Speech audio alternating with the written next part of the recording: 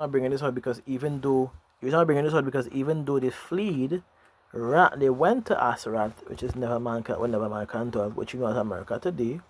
The curses still what came upon them and still overtake them, identifying who they are.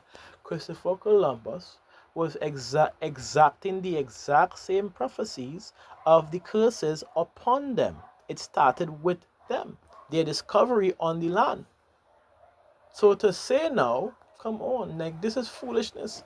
The prophecies are very much lining up, finding, not just finding, taking the same lost 10 tribes that try to come back to power but still had a corrupted mind and mindset and went through the oppression, much like Jacob, no, sorry, Judah, which is Judah, Benjamin, and Levi, also being grabbed up from the enemy and being taken into the same land where the northern kingdom were persecuted. Talk about prophecy being fulfilled now, man.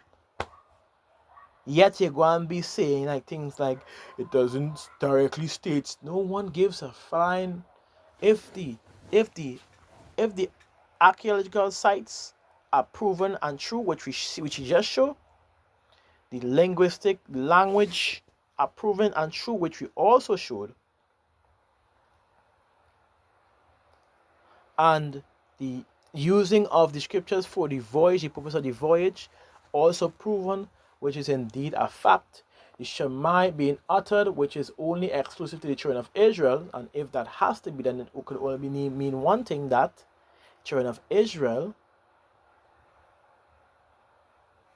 the descendants of Israel, were the ones in the Americas, which Christopher Columbus found, which is indeed part of prophecy, which he did use, which we did read. He used second Ezra, chapter 13 and verse 40 and onwards. This information is not no lie. It's there. It's in your encyclopedias, in books. It's all in the records. Stop trying to justify, and ChatGPT is making it very much clear. He is trying to justify what the others were saying and trying to push back as to what is being brought up, but he couldn't. So guess what? Now you have to admit and say, you know what, alright, yours right. I mean it right here, you are correct. I mean it right here too, it right here 3.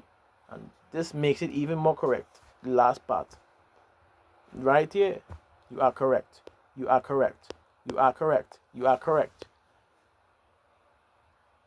Let's continue then. It says, so let's also go into Hosea chapter 1 and verses 10. If we read from verses 9 to 11 to be exact. Straight to the point, and it says, Hosea chapter 1 and verses 9 to 11, and it says, then said Power, call his name Luami, Luamai, for ye are not my people, and I will not be your power. Exactly, verse 10. Yet the number of the children of Israel shall be as the sand of the sea, which cannot be measured nor numbered. And it shall come to pass that in the place where it was said unto them, ye are not my people, there it shall also be said unto them, ye are the sons of the living power. And how does this precept match up with what we just read? Because it's a very much core precept identifying who the children of Israel is by the curse that they went through, making them not his people, firstly by falling away unto idols, discontinuing from their heritage, as was mentioned clearly in scriptures. This is what have to happen for us to be saved according to the law and testimony. And it did happen, didn't it? So now we cannot say now we can say it's an undeniable fact that the indigenous people that were found in the land of Asra to America from Columbus were the lost 10 tribes of Israel. Because when you continue, right, it says, your core point, Israelites were scattered, lost. I didn't know this is. I didn't bring that. This bring it for yourself. Huh? So your Israelites were scattered, lost culturally, and relocated for beyond known regions. Now you're agreeing. So we didn't identify that before. Now you're agreeing. So now the story now lines up with biblical, historical accuracy and biblical, I figure, standpoints at the same time. Now you can see it is, and continuing, they more agree. Historical reality, Israel became same thing. So this is one, two, I guess. I'm not seeing one here. No, I see one, but this is the main point. Two, historical reality, Israel becomes Gentiles in function, which happens multiple times. And I give an example. It says we're dealing with lost interest after the Assyrian captivity. Israel's lost language, Hebrew, Aramaic, and Greek influence, lost customs, became Gentiles in behavior, not bloodline, and then they supported by the information supported by first Maccabees chapter 1 and verses 11 to 15, which you will read. But you all should already know this by now. 11 to 15, straight to the point. We just read it out because we already explained this enough. It says, in those days went there out of Israel wicked men, who persuaded many, saying, let us go and make a covenant with the heathen that are round about us. For since we departed from them, we have had much sorrows. So this device pleased them well. Then certain of the people were so forward herein, that they went to the king, who gave them license to do after the ordinances of the heathen. See that? So what did they do?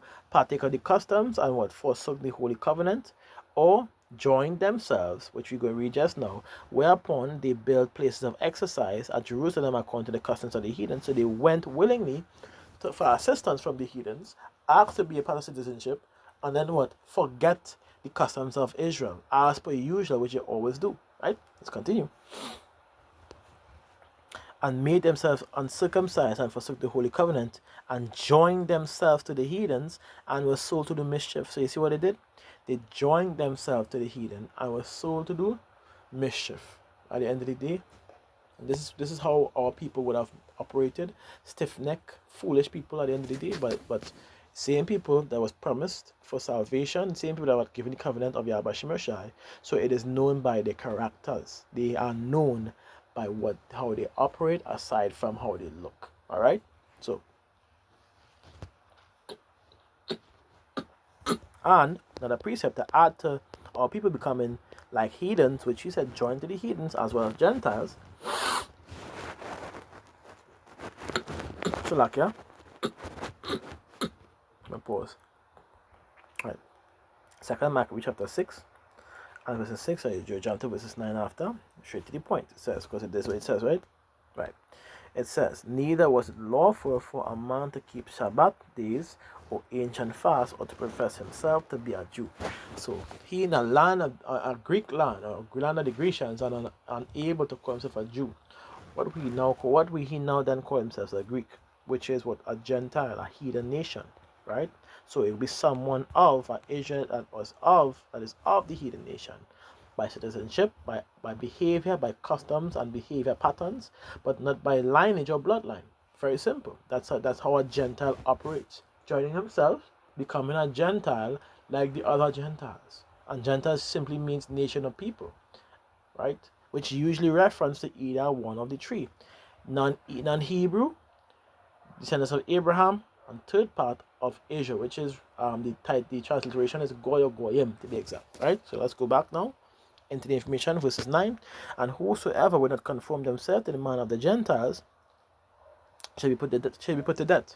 So if you are not able to profess yourself to be a Gentile, profess yourself to be a Jew or an Israelite from whatever tribe, you have to conform yourself to the manner of the Gentiles, then that will make you a Gentile, which we just proved. But let's continue, because it's here. At the end of the day, it's right here. It even says, key argument, Israelites could exist anywhere looking like Gentiles, in other words, in actions, but still be Israel by seed, which is exactly so. This is not hard to understand. But you know how people tend to get ever so often. They don't want to hear it. So let's continue. It says, exploration, motive, Columbus, and prophecy, which is mentioned very much here, which is very hard to read because it's a different language, but it also breaks it down. Believed his voyage was directed by God. This is what he believed, and it was. All their voices were directed by Yahweh Shai. It says, part of prophecy, and it says connected to restoration of the world. It says in his book of prophecies, let's keep going. Don't tell me. Alright, I was supposed to show the rest, right? The other books as well. This is one, two. This is one book. We have another book here, another of his books of prophecies. We didn't play. He did his research, as shown here. Right. So now let's continue in the part below. It says, in his books of prophecies, he uses scriptures to justify exploration. Believed unknown lands exist beyond accepted geography. And how would he know that these unknown lands exist? Because of literally second Ezra's being recited, which we could grab again just so you could have better understanding, regardless of staying blind or believers is what we're speaking about. Second Ezra chapter 13 and verses 40. Alright. Let's read.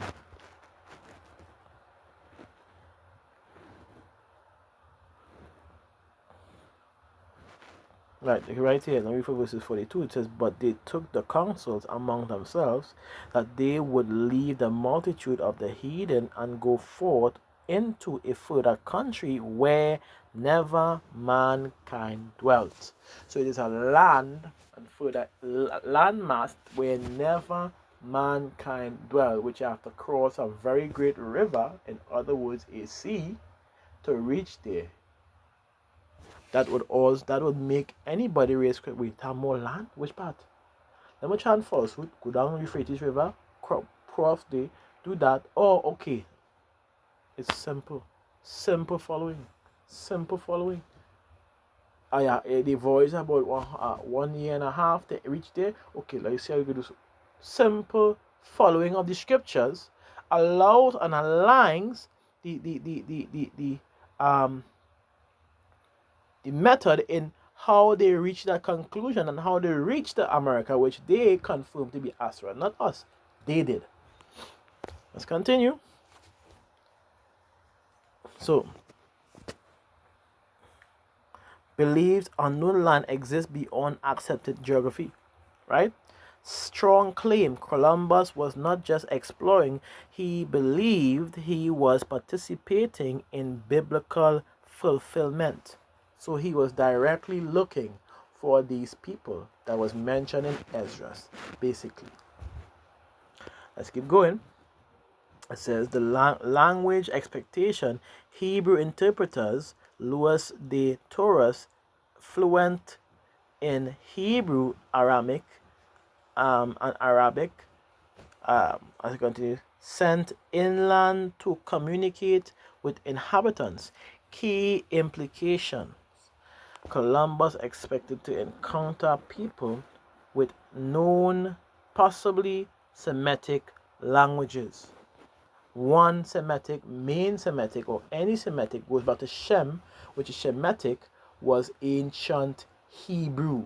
Because he passed it down to his son, and to his son's son, and to his son's son, and to his son's son, coming down to Abraham. It was known by them for the ancient Paleo-Hebrew to begin with. Spoken, as we did a lesson on it before, and if those that are new, we could do it again, even though we have already did it about twice, 2 months, a month and 1 month before we did it. We could do it again. It doesn't matter. It's out there. It's in the forefront. It can be done again. All right, let's continue. So, with understanding that, and it pitched the information, not just the Hebrew, but it pitched the evidence of such, which is the Los Lunas Decalogue stone, claimed to contain Paleo-Hebrew or Proto-Semitic script, which we also then identified with the information of us having the ancient or Paleo-Hebrew script, and we also had it modernized into the Aramaic square script to be exact. So notice how everything now comes back in full circle and exactly noted, not just noted, but agrees with what we have been saying. I even went on to say, this is, let me read it. Paleo-Hebrew and Proto-Semitic script, Ten Commandments structure. I'm going to continue to the next one. Shalom.